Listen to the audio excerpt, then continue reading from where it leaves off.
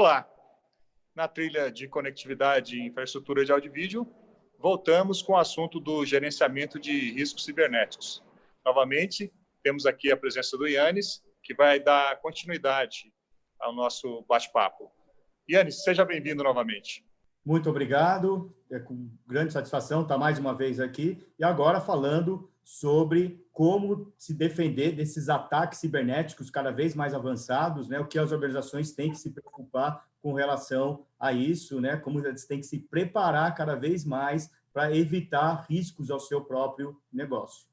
Ok, então fala para a gente, Yannis, como é que as empresas têm que fazer, então, para se defender, né, desses ataques cada vez mais sofisticados? Você mostrou no capítulo anterior e até comentou, né, um vídeo, um fake, né, uma deepfake. Então, assim, não dá para acreditar nem no que a gente está vendo, né? Como é que se resguarda, como é que se cuida de uma coisa tão sofisticada desse jeito? Bom, de fato, é uma grande preocupação das organizações no combate a esses ataques cibernéticos cada vez mais sofisticados, cada vez mais contundentes, afetando as organizações de uma forma geral. E a primeira questão que as organizações precisam compreender desses ataques cibernéticos é que todos são vítimas desses ataques cibernéticos, independe do porte da organização, do setor de atuação.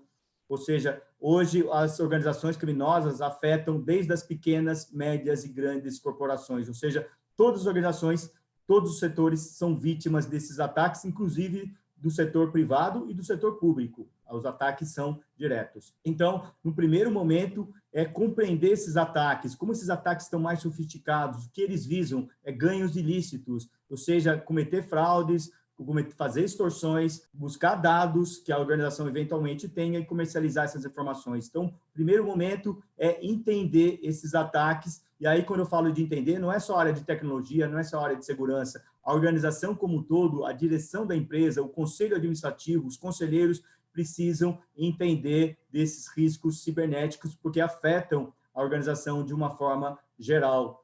E exatamente disso, como é que a organização deve planejar esse enfrentamento.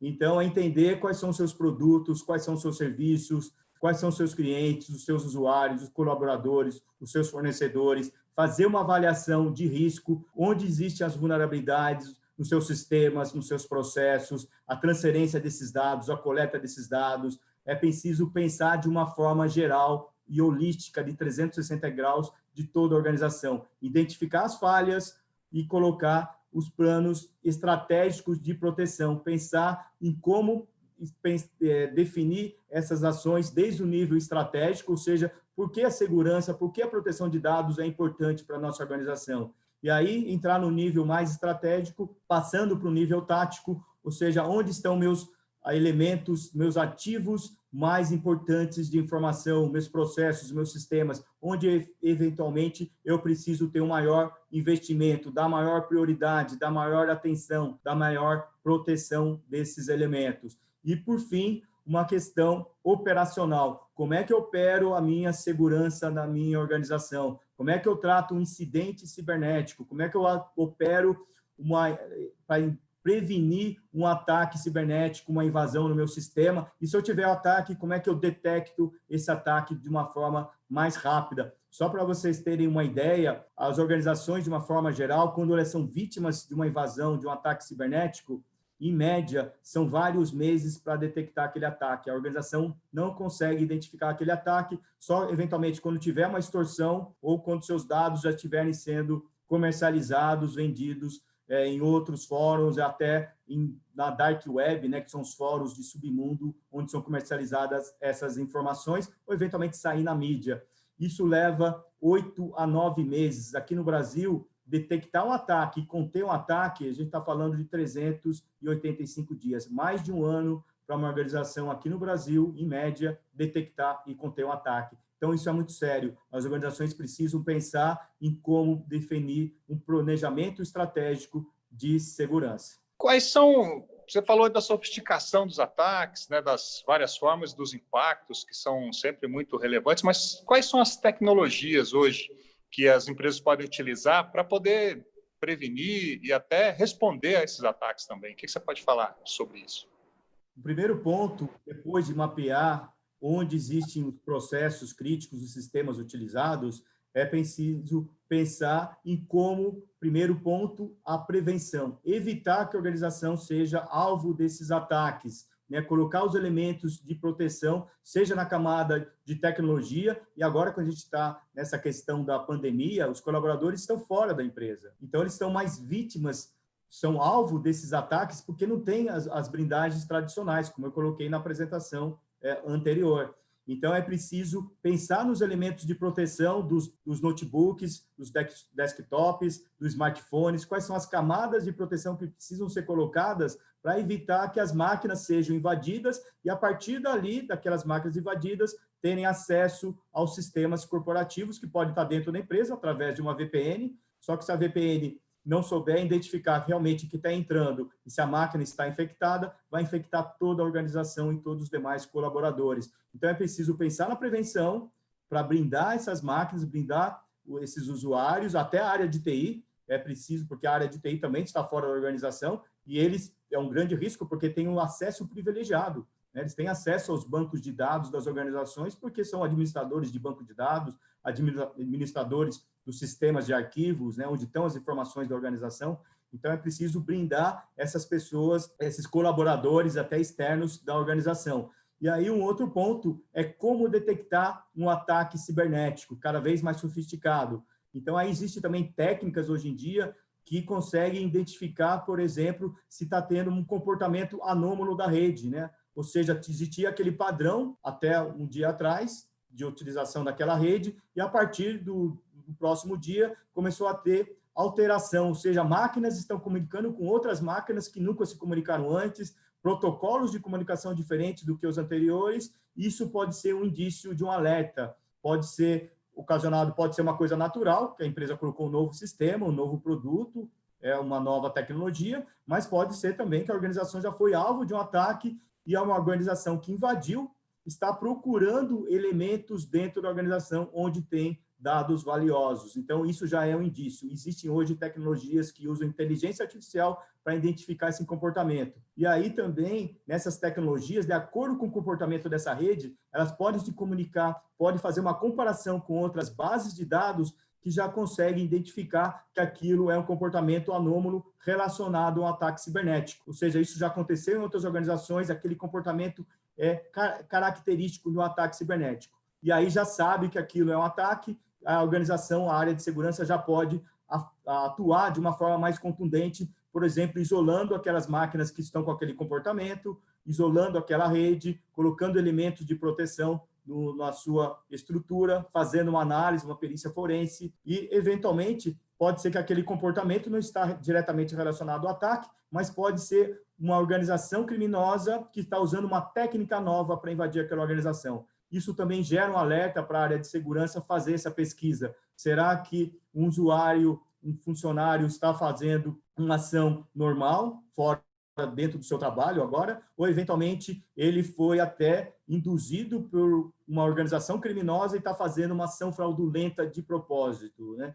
Então, isso também leva esses elementos para fazer um alerta para a organização, para a área de fraude também fazer essa investigação junto com a área de tecnologia. E, por fim, se realmente teve um ataque cibernético, como fazer uma contenção rápida, como eu consigo isolar esse ataque para evitar que o problema se alastre para outros sistemas mais críticos, que informações mais valiosas, que outras bases de dados comecem a ter vazamento para fora. Então, são essas estratégicas que precisam ser tratadas. Isso sob o ponto de vista tecnológico. Agora, sob o ponto de vista funcional, quando a gente fala de processos, principalmente, como eu coloquei no exemplo do deepfake, né, um vídeo falso, imagina alguém receber um vídeo de um presidente ou de um diretor financeiro falando, faça essa ação, receber esse vídeo, né, de uma ligação, de uma videoconferência. Ele vai agir daquela forma. Então, se não tiver os controles específicos para falar, ok, não é porque o presidente, porque o diretor pediu, precisa ter controle, pontos de controle, pontos de checagem. Ok, é para fazer uma transferência bancária para um fornecedor nosso nessa conta que nunca existiu naquela organização, que é uma conta nova, mas o diretor financeiro pediu ou por voz, que ele ligou, mas era uma máquina de inteligência artificial fazendo aquela chamada com o mesmo timbre de voz, com a mesma ligação, com o mesmo sotaque, faz uma checagem.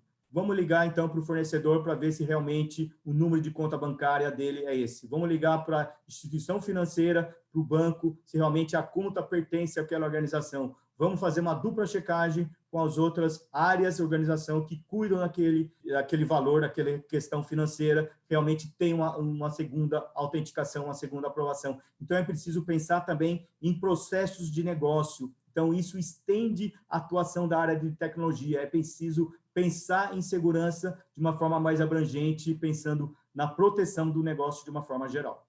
Yannis, como é que fica a questão regulatória desse aspecto de segurança, né? A gente está aí com a LGPD, né, a Lei Geral de Proteção de Dados, em pleno início e já impactando muitas empresas. Como é que fica, então, a questão regulatória? Boa pergunta. A questão da regulamentação e das leis estão cada vez mais pressionando a organização, a sociedade de uma forma geral. Na realidade, por que surgiu uma lei de proteção de dados? Por que a necessidade de ter uma lei específica para isso, né? Quando a gente for ver na União Europeia, já em 1995, já tinha uma diretiva, que é a Diretiva 95, que já pensava em proteção de dados. O que aconteceu com toda essa evolução da tecnologia, dos aplicativos, dos OTTs, né, o uso cada vez mais dos dados, houve a necessidade de evoluir também as leis, porque a lei tem que acompanhar a nossa sociedade. A nossa sociedade evolui, as leis precisam também espelhar o comportamento das pessoas. E por isso surgiu a GDPR, que é a Lei de Regulamentação de Dados Pessoais, de Proteção de Dados Pessoais da União Europeia. E aí o que aconteceu? Isso começou a virar uma avalanche de implementações de lei em outros países. Ou seja, não é porque o Brasil tem que colocar essa lei, é uma pressão externa, é uma questão política, é uma questão econômica global. Por isso, todos os países, hoje mais de 130 países, têm uma lei de proteção de dados. E visa, obviamente, proteger o cidadão de uma forma geral, para que os seus dados, ele tenha controle de como os seus dados são utilizados, por quem, quando e quais as condições de uso das suas informações. É dar o direito ao cidadão de ter o controle das suas informações. Isso está cada vez mais abrangente. As organizações, os países estão colocando meios, estão colocando leis cada vez mais severas, cada vez mais rígidas e monitorando. E aí há uma grande questão de preocupação para as organizações, além das advertências, além das multas, e que podem chegar a ser multas milionárias, pode aqui no Brasil chegar a 50 milhões de reais por infração, né, por não atender. Então, é uma grande preocupação das organizações, mas existem outras preocupações que podem afetar diretamente a organização. Por exemplo, a Autoridade Nacional de Proteção de Dados, aqui, ela pode exigir que uma organização vá na mídia e explique por que não atendeu uma determinada área, um determinado cliente, ou que teve um vazamento de dados. É preciso expor a organização do que aconteceu, do que foi feito, quais os impactos e o que ela está fazendo para mitigar os riscos. Isso gera um grande problema reputacional. Pode perder novos negócios, pode perder clientes, pode perder acionistas, né, ter perda na sua valor da sua empresa, né, até na Bolsa de Valores, seja aqui no Brasil, seja na SEC. E aí outros riscos, a organização pode, por exemplo, ser intimada àquele banco de dados que teve aquele vazamento, o que não está atendendo à lei, que ele seja bloqueado, que não seja utilizado. E aí, se a empresa depende daquele banco de dados para ofertar os seus serviços para o mercado, para os seus clientes, para o mercado de uma forma geral, e não poder usar aquilo, e ela depender daquilo para ganhar sua receita, é o lucro cessante. Ela vai paralisar a sua receita. Então, são vários impactos relacionados a questões regulatórias. Então, a organização ela precisa pensar nisso, precisa entender quais são os elementos da lei que precisam ser implementados, fazer a revisão dos contratos dos seus colaboradores, dos contratos com as empresas que prestam serviço para ela, que são os colaboradores, porque, eventualmente, ela pode ter um dado e contratar, por exemplo, um call center, um escritório de cobrança, e eles fazerem mau uso do seu dado. E, por responsabilidade objetiva, a sua organização também vai ter que responder. Então, essa questão de blindagem jurídica, definir exatamente qual é a cláusula contratual para proteger os dados, o que aquela empresa contratada tem que fazer com aqueles dados, quais são os elementos de proteção que eles precisam fazer de dados para reverter esse cenário, eventualmente, numa ação judicial. Então, o aspecto jurídico cada vez mais afeta a nossa organização e é bom para a nossa sociedade, porque dá direito a nós, como cidadão, como membros de uma sociedade cada vez mais moderna, cada vez mais digital. Obrigado. Com essa resposta, a gente encerra aqui o nosso papo, muito importante, muito interessante, né? Um assunto relevante para todas as empresas. E eu queria, então, agradecer ao Yannis, em nome da SET, por ter contribuído tanto com a gente aqui, com esse material valioso. Obrigado, Yannis. Eu que agradeço, estou à disposição de vocês para um próximo evento da SET Experience. Muito obrigado, obrigado a todos. Não deixe de conferir os conteúdos relevantes nas trilhas do nosso site. SET Experience, o melhor da tecnologia do audiovisual para você.